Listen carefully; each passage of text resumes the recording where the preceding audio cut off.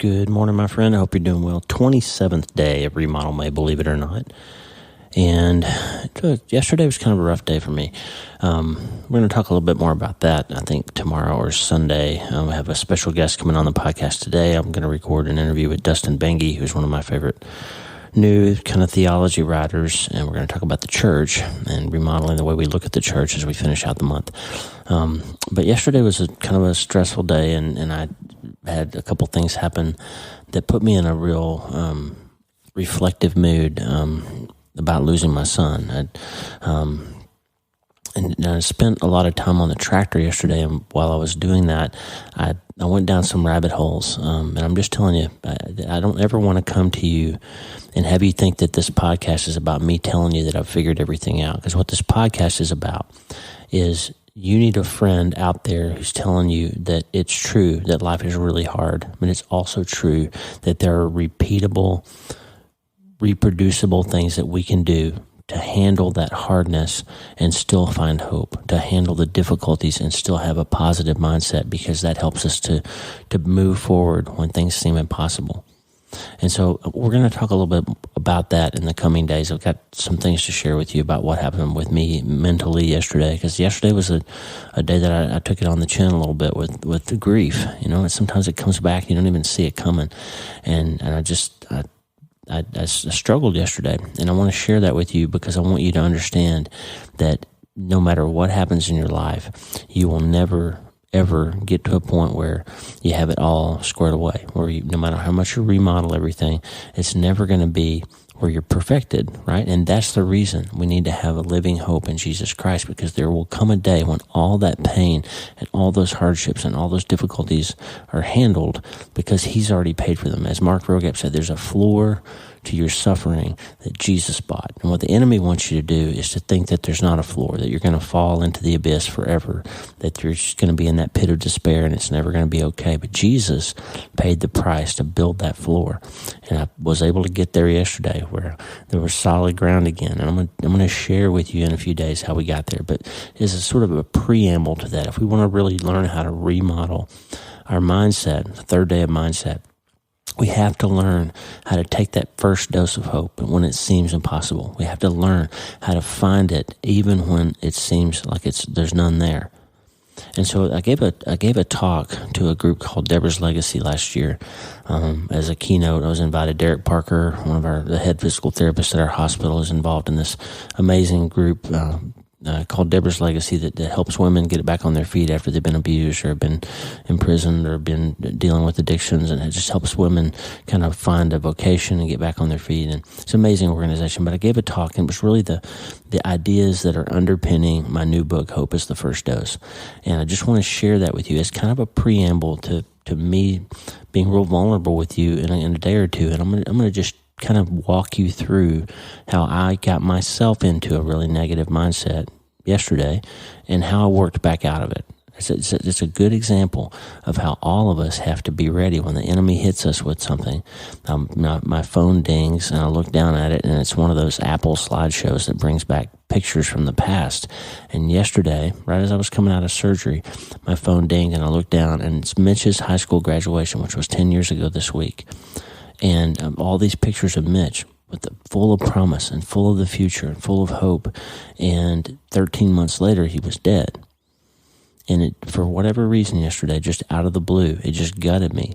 And I did not work myself through my own self-brain surgery that I'm teaching you. And for several hours, I just was in a funk. I was just meditating, troubling my own troubles. And I didn't take my own advice. And it led me down a rabbit hole of really kind of toxic, negative thinking. And I'm going to teach you what to do when you get in that state and how you can get back out of it. But I wanted to share with you that no matter how much you practice this stuff, you keep having to do it over and over. And that's the reason that we have hope for a Savior that will eventually put us in a place where we don't have to do that anymore, where all the tears have been cried, and He's caught them all, and He's dried them all, and He's encouraged us and lifted us up, and we're going to have a place and a future and a hope of a promise that is true, that there will come a day when all these tears are dried.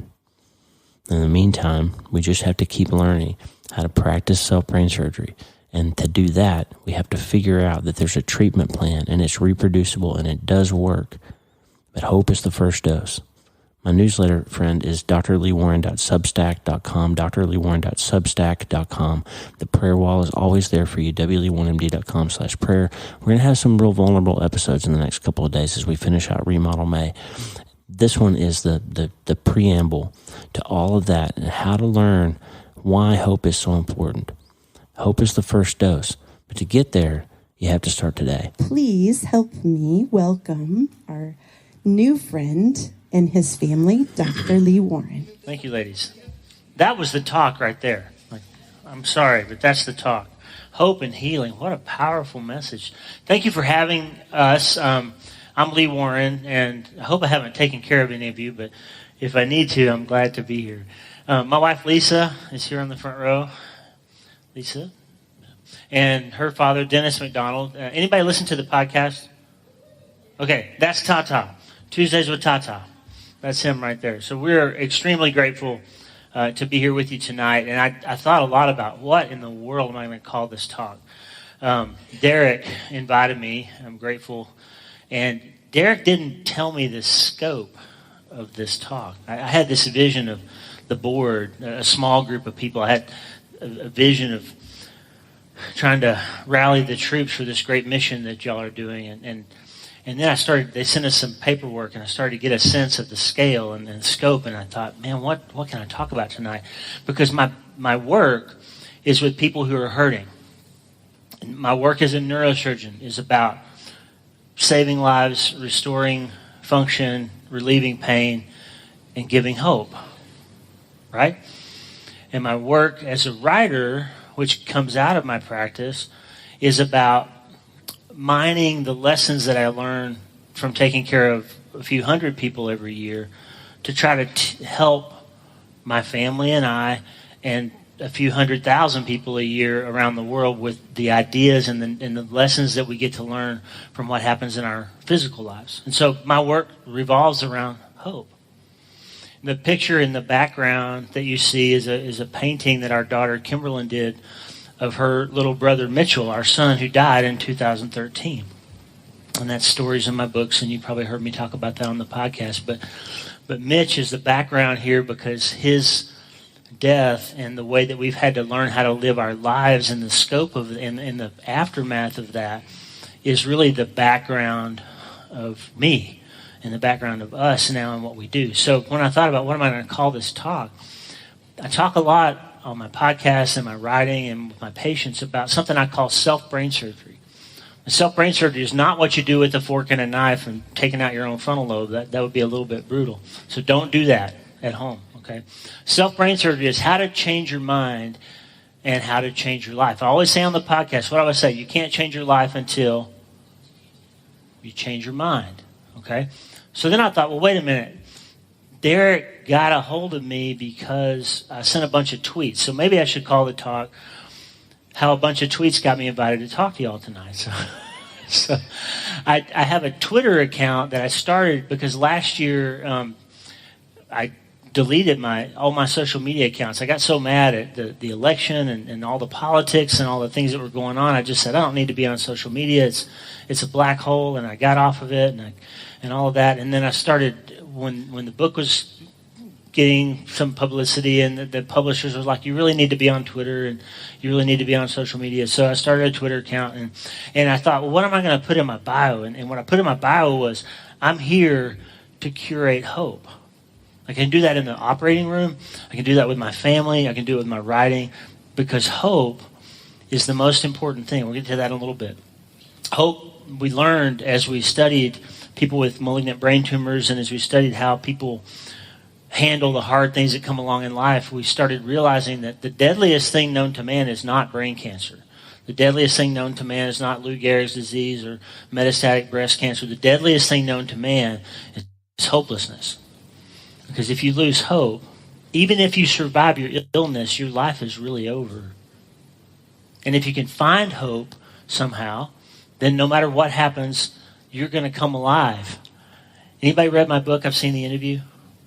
There's a guy in the book called Joey. Joy comes alive in the last year of his life. While he's dying from his illness, he finds hope, he finds love, he finds faith, and he has life, even though it's not very long. And so hope is the thing that we're here to curate. And so I thought, well, if we're going to invite me to talk because of some tweets that I sent, then I want to share one with you. This is a tweet that I put out about neuroscience. We're going to talk a little bit tonight about the brain and how it's wired and how what it has to do with science and faith and hope and all those things. So it's not going to be boring. I'm not going to get into a big neuroanatomy conversation, but here's a neuroscience tip that you need to hear me and believe me when I tell you. Your brain is wired so that negative words that we say to our spouses and our children, to ourselves, they wire into your brain 5 times more easily than positive words do. That's a neuroanatomy fact. And I can prove it to you because right now, if your dad ever said to you when you made a silly mistake, or your mom, "Hey, dummy, why'd you do that?" I guarantee you right now, you can remember where you were standing and what he was wearing and what it felt like when your father called you a stupid name. Anybody relate to that? Anybody understand what I'm saying? Yeah, that's because God built our brains in a way that negative experiences form very powerful synaptic connections in your brain so that you learn fast what's going to hurt you in this world. Okay? That's important. We'll get back to that later. Positive things take a lot more repetition to wire in because they're not as important to our survival anatomically and neurochemically.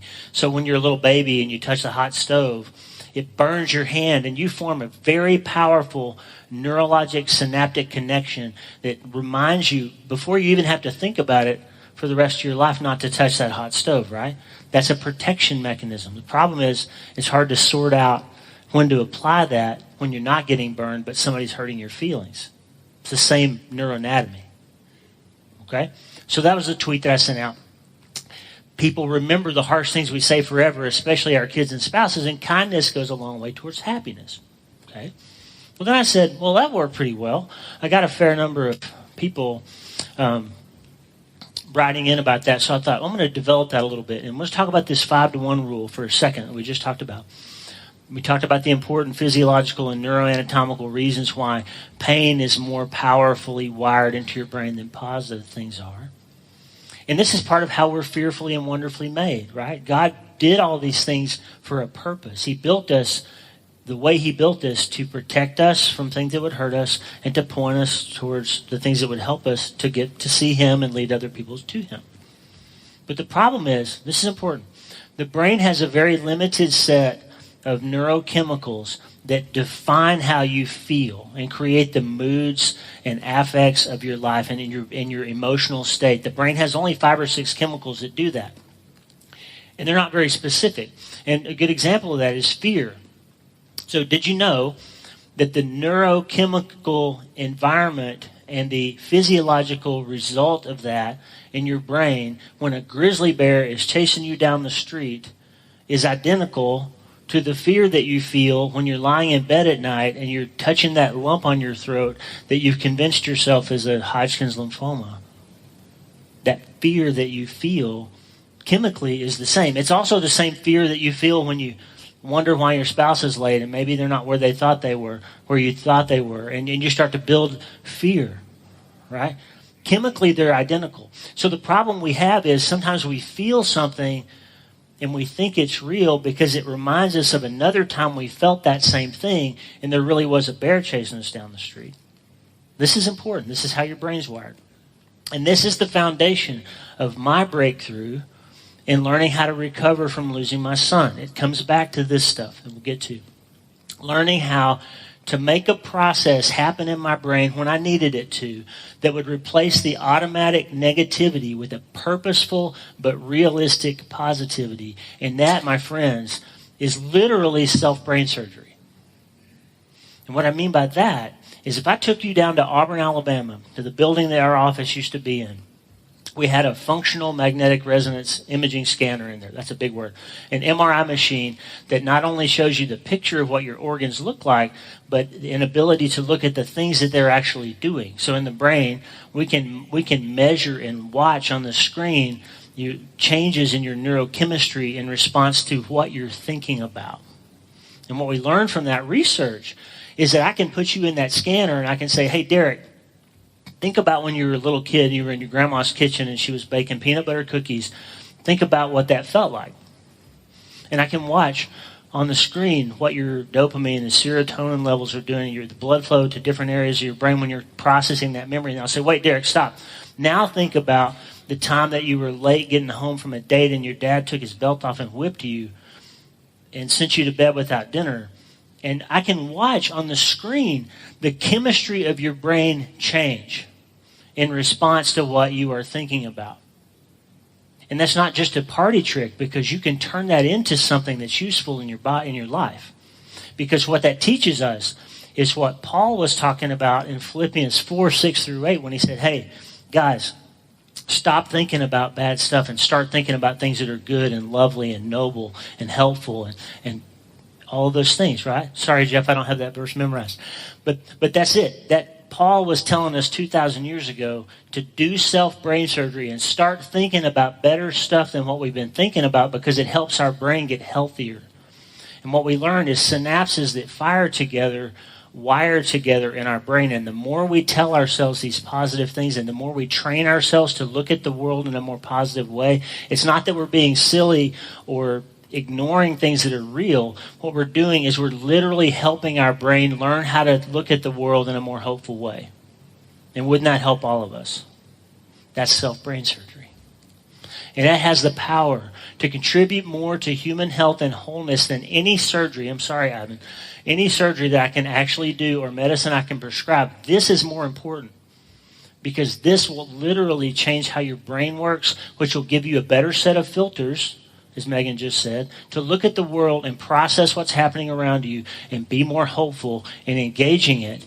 And the thing about being more hopeful is hopeful people make better decisions than hopeless people do. Hopeless people drink more, get sick more often, spend more time in the hospital, have more medications, have a shorter lifespan, have lower reported quality of life in every way you can measure it, and they leave behind legacies that create generational curses in the rest of their family's lineage. That's what hopelessness does to us.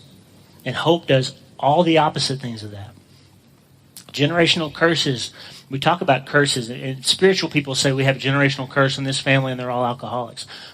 That's true. There's some demonic stuff in that. But you know how you break generational curses? Somebody at some level says, my great-grandfather and my grandfather and my dad were all alcoholics. I'm probably going to be too. I might as well just be an alcoholic. Anybody relate to that? You start thinking that way. It's going to happen. It happens to everybody in my family.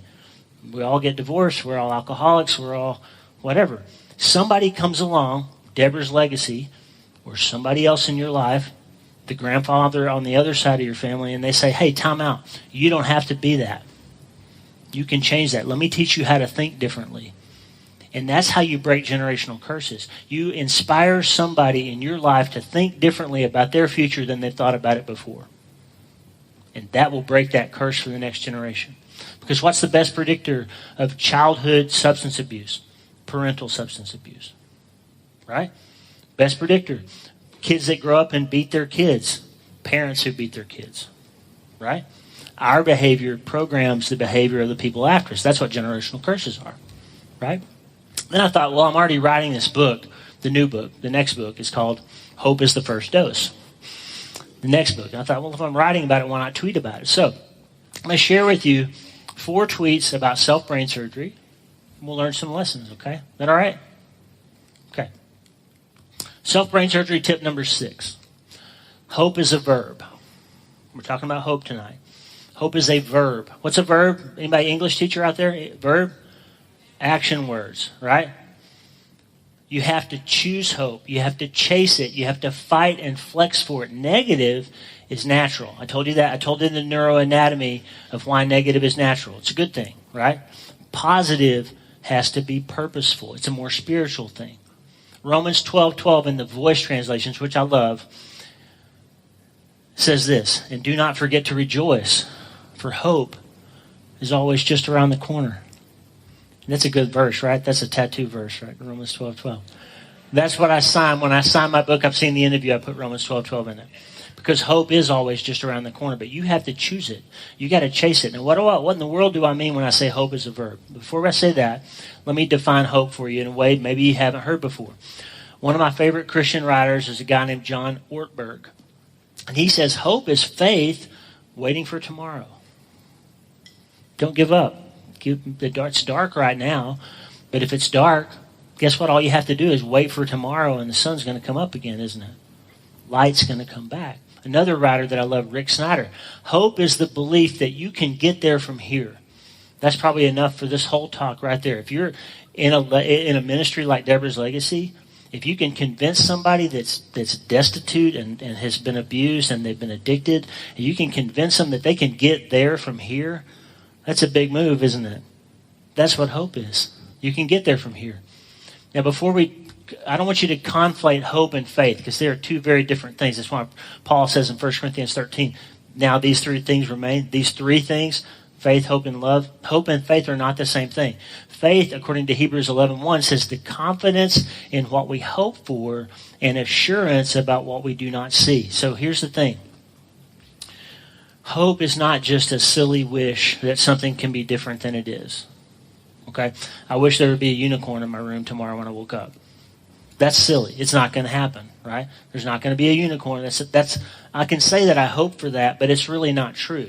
It's not really going to happen. Faith is believing in something that you hope for that is going to come true.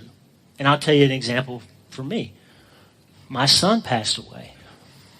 And I hope that I get to see him again in the resurrection someday. And I have faith. I can stand up here before you because I have faith that God said that is true. And brothers and sisters, it's true. Right? I'm not a preacher, but that's an amen. That's an amen. We need to hope that, right? We need to believe it. Because Paul said, and I think it's 2 Corinthians 10:5, Paul said, if for this life only that we have hope in Christ, then we're of all men most to be pitied. If it's not true that there's a resurrection, it's just pitiful, y'all, to go to church and do all these things that we do if it's not true, right? But faith informs the hope that you have and makes you know that it's true, even when you can't see it. That's what Hebrews 11:1 is all about. And I told you before, hopelessness is the deadliest disease known to mankind. It is the deadliest disease you can have. If you've read my book, I've seen the interview, you've seen some of that. So go back to this idea. Hope is a verb. You must choose it, chase it, fight for it, and flex for it, because negative is natural, and it takes faith to be positive. And here's my definition of hope for you tonight. When I tell you that hope is a verb, there's two parts to hope. There's memory and there's movement. Memory and movement. Remember that. The book of Lamentations in the Old Testament is not very cheerful. Anybody ever read Lamentations? Let me just give you this setup. If you haven't read it all, it's a spoiler alert, okay? It's the fall of Jerusalem. Jerusalem's been sacked by their mortal enemies. The king's been murdered. All the women have been raped. The city's been burned. The temple has been pillaged. All the holy artifacts have been hauled off to a pagan land. And the guy who wrote Lamentations, some people think it's Jeremiah. Some people don't know. It's not. He's never identified. But the person who wrote Jeremiah basically writes this book that says, I am of all men most to be pitied. Woe is me. Like I'm in the middle of this horrible situation in my life. And we're going to talk about that. Here's what he said. Peace has been stripped away, and I have forgotten what prosperity is. Everything I had hoped for from the Lord is lost. Y'all think some of the women at Deborah's Legacy said that? Maybe. And a lot of people around the world in the last 2 years saying that, right? So this guy says, everything I'd hoped for from the Lord is lost. The thought of my suffering and homelessness is bitter beyond words. I will never forget this awful time as I grieve over my loss. He's in a bad place, right? This is a sad moment. But remember, hope is a verb. And the component parts of hope are memory and movement. So look what happens. He says, I've forgotten what it means to have hope, but this I call to mind, and therefore I have hope. So what's he doing? He's calling something to mind. He's flexing the memory, the muscle of hope, and therefore I have hope. The steadfast love of the Lord never ceases. Anybody can finish that? The steadfast love of the Lord never ceases. His mercies never come to an end. They are new every morning. Great is thy faithfulness. The Lord is my portion, says my soul. Therefore, anybody? Therefore I will hope in him. What does he do right there? He does self-brain surgery to take himself out of this devastating situation in which he has decided that I am just done for. I will never be able to feel good again. I've given up on hope. God has abandoned me. It's all over. But you know what?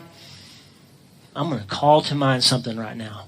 I'm going to flex the muscle of memory. God has done this before, and he's going to do it again. And I'm going to remember that the steadfast love of the Lord never ceases. So what's he doing? He is creating a better chemical environment for his brain so that he can get up and get after making the situation better for himself. Right? That's what hope does. It gives you memory, the ability to look back and find other times that you've been in a tough situation and God's gotten you through it somehow. Because guess what, y'all? How many of you have been in a hard situation before? Everybody, right? Okay. But how many of you died from it? None, right? We've been in situations before where our backs were up against the wall and we thought, I'm done, I'm dead, I'm going to give up, right? But you don't give up, you get up. You flex the hope muscle of memory and movement, and you get after it, right? That's what this guy did. Hope is a verb. It's important to note here. This is really important. Lamentations has 5 chapters, and the city is devastated. And the hope muscle flexing that I just read you happens in chapter 3. And does the story get progressively nicer and happier after that? Has anybody read it? No. The last 2 chapters of Lamentations are awful. They're terrible. This thing happens in the middle of the story. And that's the message for tonight. That you don't magically have everything wrap up and be okay just because you decide to be hopeful about it, do you? No, but your brain gets clearer. You start making better decisions. You start figuring out what you're going to do instead of give up, right? I think it would be an important message for a ministry like this to say, hey, ladies, your situation is terrible, but there are 2 chapters left, right? We're going to get through this. There's more to this story, and it might not be easy now, but there are implications for this, for all of us, because of memory and movement of hope. Self-brain surgery tip number 12, take control of your thought life through prayer and meditation. What's prayer? Talking to God. What's meditation? Listening to God. Eastern religions and philosophers have stolen meditation from us. Because what the Holy Spirit does is he tells you stuff and ministers to you and gets in your ear when you're quiet enough. What does God say? Be still and know that I am God, right? Be still. Remember that story of Elijah, right? The still calm voice. Elijah is hiding in the cave from Jezebel. He's about to get killed. He's terrified. And he's asking God, when are you going to show up? And there's an earthquake, and God's not in the earthquake. And there's a fire, and God's not in the fire. There's a mighty wind, and God's not in the mighty wind. And then what is there? A still small voice. And that's where he found God. You've got to get quiet if you want to hear the message of hope that's going to help you get out of the trouble. You can't let what happens to all of us all the time. We stay so busy and we stay so loud that we can't quiet ourselves and hear when God's trying to help us out of it, right? We got to learn how to speak through prayer and listen through meditation. So think of prayer as talking and meditation as listening. Those 2 things connect your mind, your brain, and your spirit. Prayer and meditation do that. That's a superpower that will help you calm the negative voice. Luke 18:1, Jesus tells his disciples a story to remind them that they should always pray and never give up. It's another tattoo, right? Always pray, never give up. Right? Self-brain surgery tip number 28. This is the one you put on the invitation. The reason I decided to do these tweets, it was kind of a tongue-in-cheek thing because it was on the invitation. They put one of my tweets in there. So I thought, well, I'll talk about the tweets. Nothing changes in your life until you change something in your life. Friend, nobody's coming to solve all your problems for you. Right? Lisa is she's not my better half. She's my better 9/10 in every way, but she cannot solve my problems for me.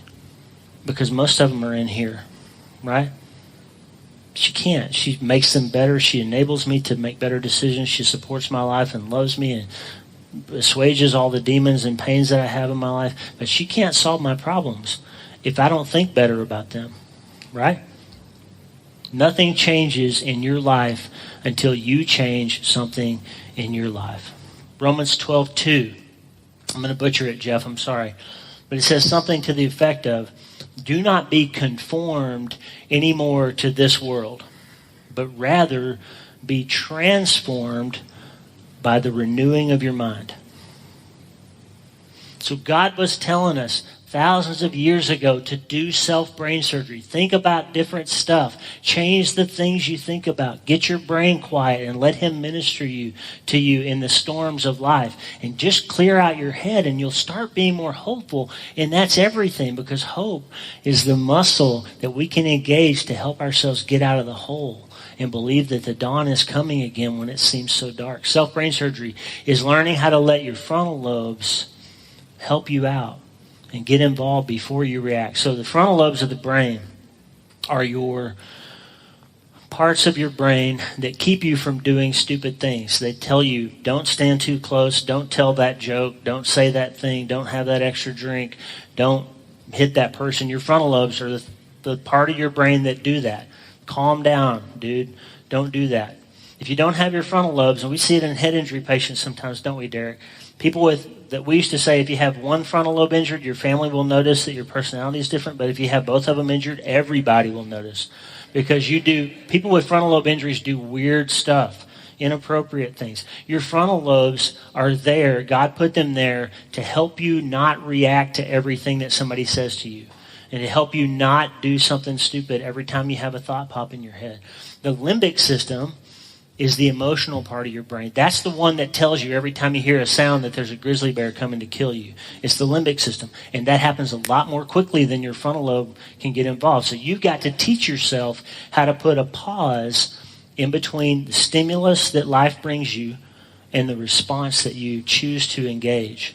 Because if you react, that's really what the animals do, right? They have a stimulus, they attack it.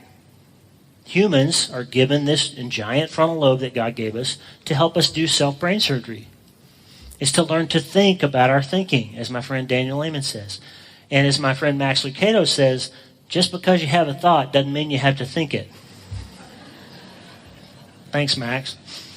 I'm going to finish with this. I do an operation. I teach my readers and listeners an operation that we call the bad thought biopsy. Okay? A thought pops into your head, and in the operating room, let's say you came to my office. I don't pick on Derek anymore. Billy, let's say you come to my office, okay? And you say, hey, Doc, I've got this lump right here. Can you check that out? And I say, oh, Billy, that's cancer. Let's go do radiation therapy. Would you say, wait, time out, right? Don't you need a biopsy, right? We need to look critically at the tissue before we decide how to treat it, right? So simple thing. If you have a thought pop in your head, before you act on it and sever some relationship or, buy that car warranty they're calling you about, before you do that thing, right? Before you do that thing, take a little biopsy of that thought and look at it and say, wait a minute, this thought is not actually true. This thought is not actually going to help me if I engage on it. That's the bad thought biopsy. Just give yourself that little pause, that little space to decide how you're going to respond instead of react to what your brain is telling you to do. Self-brain surgery tip number 20. We're wrapping this up. My friends, this is going to shock you. Feelings are not facts. How much of our lives would be better if we knew that? Feelings are not facts. They are neurochemical events. They are stuff happening in your brain that you can change by how you think about them. Biopsying them, question them, respond with that beautiful frontal lobe that you have. They are beautiful, by the way. God gave it to you. And taking action based on the thought biopsy puts you in control and not your limbic system. It puts you in control and not the stupid parts of your brain, as Daniel Lehman says. You can't change your life until when? You change your mind. You've got to change your mind about how you think. This is our son, Mitchell. Mitchell was a beautiful kid. He was brilliant, good musician, funny, just a great kid, and just our lives have been touched by bad decisions that teenagers make, things that they do. Life is hard. It's not easy for anybody. And we lost this beautiful kid. And I had to learn how to find, first of all, whether I believed anymore or not. And second of all, how to find hope again. I've always been the guy that says it's going to be okay, like whatever happens in our family. And I didn't know anymore if it was going to be okay. And then I found this verse, Romans 4:18. In the context, Paul's talking about Abraham when God told Abraham that he was going to be the father of many nations. And Abraham was like 100 years old. I'm 52, and I can't imagine what it would feel like at 100 to have a kid. Right? I can't believe it. So Abraham's this old man, and his wife's an old woman, and God says you're going to have all these kids, and all these nations are going to come after you. And it's impossible. Right? There's not going to be a unicorn in my room tomorrow when I wake up. And there's not going to be a bunch of babies coming out of this 100-year-old guy. Right? It's just impossible. But Abraham had faith. And he said, God, if you said it, I'm going to believe it. And so the verse says, against all hope. We've all been in that spot. Against all hope, haven't we? He believed anyway. Against all hope, Abraham, in hope, believed. Sometimes you can't really see what it is that you're trying to even get through, and you can't even see a path, and you just say, I'm just going to believe in hope. I'm just going to decide to be hopeful and take a step out there and see what God does with it. And that's what Abraham did. And what I figured out after we lost Mitch is that faith lives in that gap between against and hope when it's impossible. And God says you can see him again. And he's in the ground, y'all. And God says you can see him again. It's impossible, but it's possible. That's where hope is.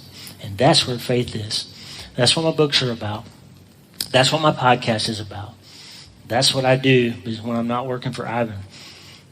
Because hopelessness is deadlier than brain cancer.